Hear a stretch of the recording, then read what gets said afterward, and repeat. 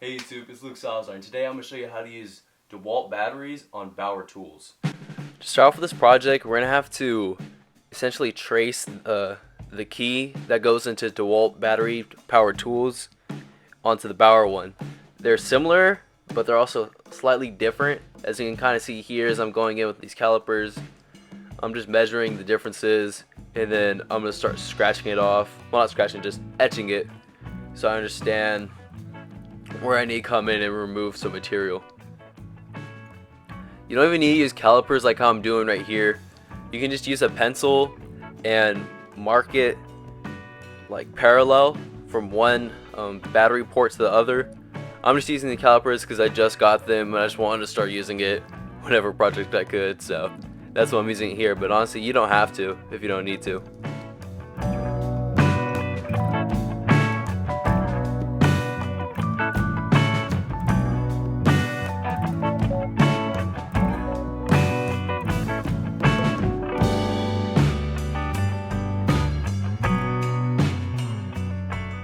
Before we even start this next step, I want you to put safety glasses on, and I want you to put some kind of dust mask on. You don't want to get any of this plastic in your lungs or in your eyes. It's just really bad for you. And do this before you even start.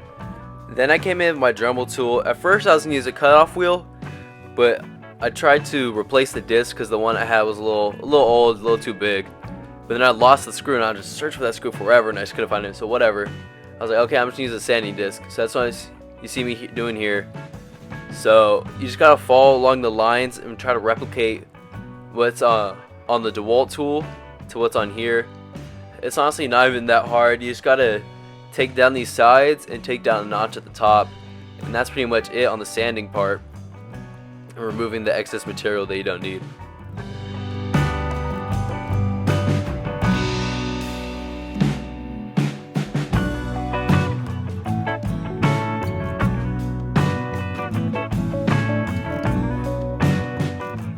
Now that it takes a Dewalt battery, we're going to have to make sure the insides will use it too, so we're going to have to take all the screws from the side. Don't take off the ones on the motor or whatnot, but just enough where you can lift up one side of it and kind of weasel out the circuit board that takes in the battery, and then from there we're going to modify it.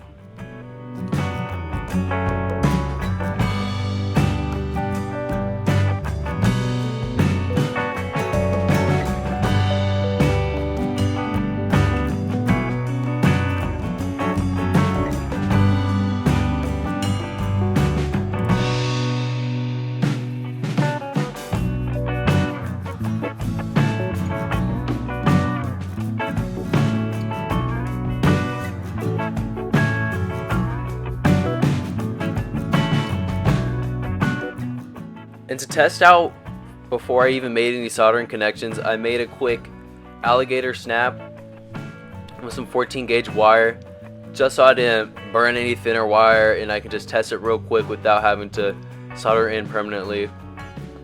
This is real quick. Just put it in the alligator clip, solder it together, and then put some heat shrink on, and you're all good.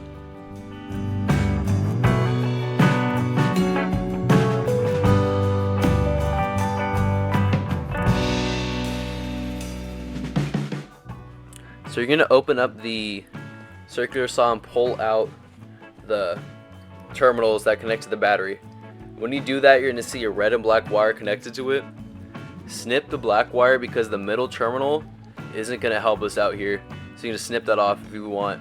It connected all the way to the left wire. You can see I'm using the alligator snaps just because I wanted to test if it worked before I made any permanent solder connections.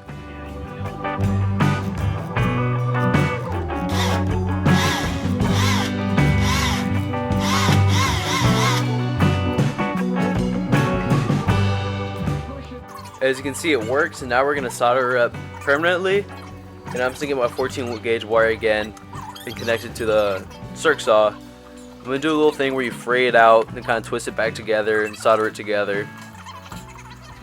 I'm sure this is not the best way to solder two wires together, but it's going to work for me in this application, and I'm sure it'll work for you too as well.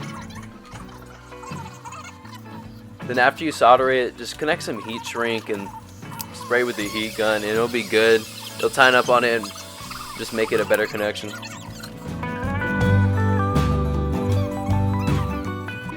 Then after you solder it to the circ saw end of the wire, you're going to want to solder it to the battery terminal. And you're going to want to do it to the far left terminal. And see, the red one should be on the far right, so just go to the opposite one and solder it there. And it should work pretty well for you.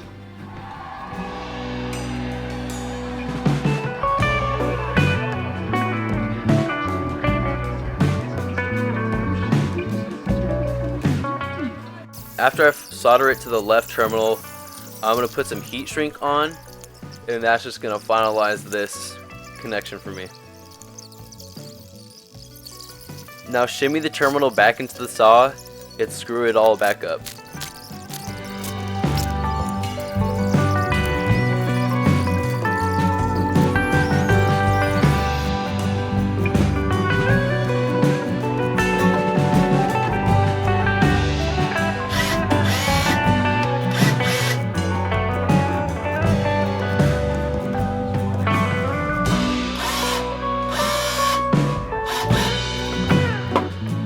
That's how you modify a circ saw so you can accept Dewalt batteries.